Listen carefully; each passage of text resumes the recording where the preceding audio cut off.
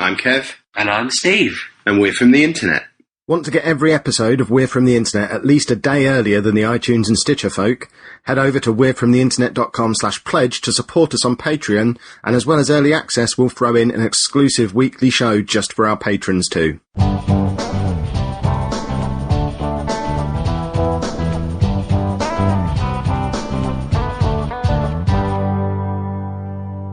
What scares you? You. Everything. Everything? Here's letting you behind the curtain a little bit. I get a sneak preview of these questions because I actually arranged them. Did you know that? Were you aware of that? I'm aware that you often pay actors to pose questions that you've thought of. I can only think of one thing for this question.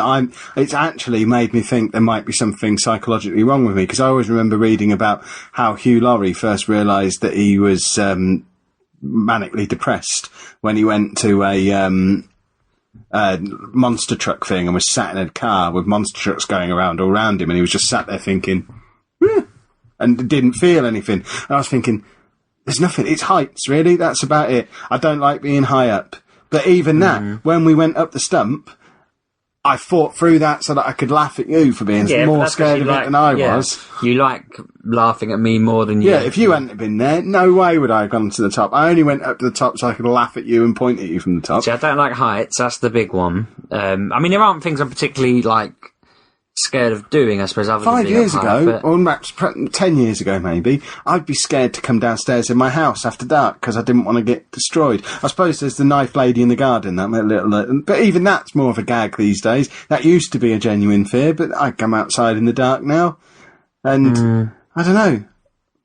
What am I afraid of? I'm not afraid of anything. Yeah, I'm saying anything. Perhaps I'm Superman. What I don't really get scared. It's more I'm freaked out by it. It's because I've got young kids at the moment, so they think they can do everything. They don't know what they can't do, so they do stupid things. They both were running around or something earlier, both ended up not injured in a bad way, but a cut on one of their hands, and one of them bit their own tongue. And it was like I'd spent half an hour anxiously thinking, this is the time I should probably tell them to sit down and finish up their game. And I said to my wife, one of them's going to get hurt in a second. You can just feel the air. They're so excited. One of them's going to end up crying any second now, which isn't a big deal because most of the time kids cry, don't they? But they both ended up hurting themselves in the same 10-second gap. And I thought, I knew it was going to happen. And that sort of stuff plays in my head massively. I can't turn off when they're running riot. I wonder if that's what's happened to me, if I've broken myself so much that I've become like a child again, so that I don't get scared because I think I can do anything. That's why we get up to all these harebrained schemes, because before I started uni, I didn't particularly enjoy public speaking. I didn't like being in social situations. I was a broken, I think you're useless... still scared of social situations, not with our listeners or anything like that, but you don't want to go to a networking event. Only because they're boring. But it depends what you go to and how you do it. People don't interest me, he says on his podcast. Yeah. No, I was at an event the other day and I loved it, just talking to all these random strangers, just finding out what they do. And see, that's the complete opposite of my idea of fun. I'd happily talk to the strangers and tell them all about myself. Well, but that's it. You tell them about yourself. I don't care what they do. And my brain just likes the kind of leveraging whether we can work together thing. Oh, you do that, well, I do this, let's work that out. Or if they don't do anything of use to me, I tell them what I do in case I'm of use to them, because that's still mutually beneficial kind of thing. So, I find that interesting, because the amount of times I've just said something on Twitter and it's all come about oh, I need this, or does anyone know about that? And the answer's there. So I think we should do more of that, but I think you're scared of it because you never want to blooming do it. And it's boring. It's not that. I mean, it might be because that was my job for so many years. That used to be how I would spend 5 days a week. I would go to networking things and schmooze with people, and it just, because I've spent so long doing it, I never really enjoyed it. It's just. As a kid, I was petrified of a sperm whale eating my sister. Did you spend a lot of time with sperm whales? We used to go on a boat to France a lot, the one where we got the Orangina. Didn't happen. And when I'm reminded of that... Do you get sperm whales in the channel? I don't know, but I was a kid. But then when I was reminded of that, and when my daughter was about 4 or 5, I started having the same recurring concerns that she was going to get eaten by a whale. And I don't know where that's come from. I must have just watched Pinocchio as a young kid and just got... Does Pinocchio get eaten by a whale? He does. He lives inside a whale for a little while. I don't know if that's realistic. How do you live inside a whale? There'd be no air They're very, in there. very big, and they've got a blowhole on top of them, and Is there oxygen inside and out of a They're whale? mammals, aren't they? So they must be. Could you live in a whale's stomach? Would the acid Joan not of melt Arc your apparently skin? did, didn't she?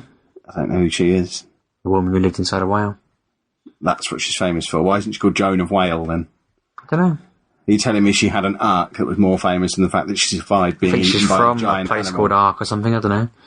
But, so yeah, I was petrified of that for years. I say everything, but now I'm genuinely thinking, actually, being high up and my kids getting, which is pretty, I mean, obviously you're not sat there fearing your kids getting hurt, but you'd be upset if it happens. You don't want it to happen. Yeah, but I'm not scared of it. But if you knew they were, I don't know, mountain climbing next week, you might have it in the back of your mind, what happens if they fall down and they're on their own in the middle of nowhere or whatever?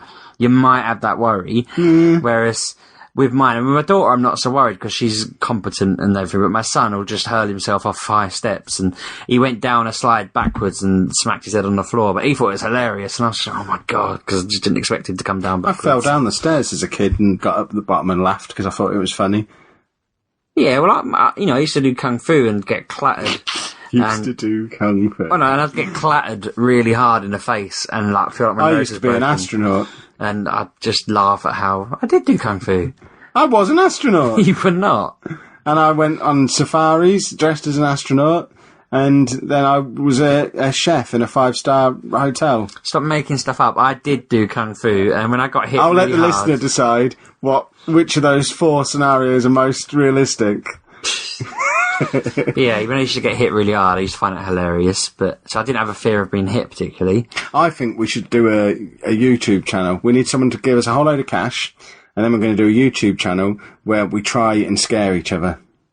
Because we've the only rule is, we know about heights. We're not going to jump out of a plane. We're not going to bungee jump. None of that stupid But stuff. even then, I It's kind all of high. think, even though I really hate being high, if I could be reasonably certain that the parachute was going to be okay, like maybe I'm strapped to somebody else, or the bungee... You wouldn't climb up a set of stairs. Yeah, but I think jumping out of a plane strapped to somebody, or bungee jumping on a rope...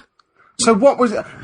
We need to deal with the stump then, because if It was the swirling of the case that did my head in the most, going round and round and round. I felt really but nothing dizzy. bad could happen to you. I got vertigo going round a little bit, not massively, and I thought, when I get to the top of this, I've got to go along and then back down another flight of steps.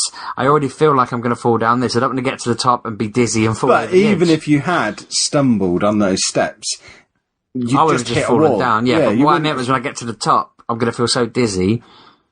Oh, at the top, it was horrible at the top. I don't know how that is considered safe for the public to go, because you come up outside of come out of a tiny little opening, and then it's a ledge that's no more than a foot wide, and it's a sloped wall behind you, so you can't even really properly lean on the wall.